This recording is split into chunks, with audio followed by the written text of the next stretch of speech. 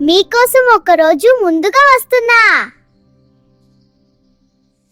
మా ధనలక్ష్మి నాని ఉగాది పచ్చడి అది ఎలా చేస్తుందో చెప్పనా?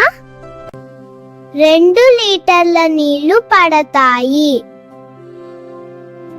కావలస్తువులు: 100 గ్రాముల చింతపండు, 1 కప్పు మామిడి కోరు, 1 చెంచా వేపువు,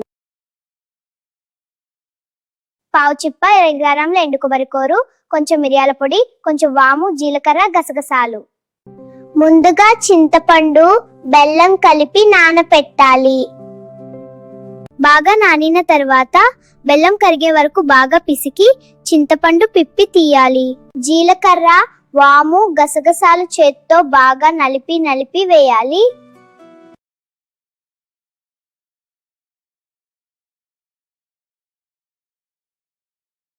అదే చేత్తో చెంచోడు మిరియాల పొడి, గసగసాలు, వామ బాగా నలిపినట్టు వేయాలి. అబ్బా, ఎంత రుచిగా ఉందో! ఎలియాదిస్ ఉగాది పచ్చడికి కావలసిన వస్తువులు మీకోసం మరోసారి.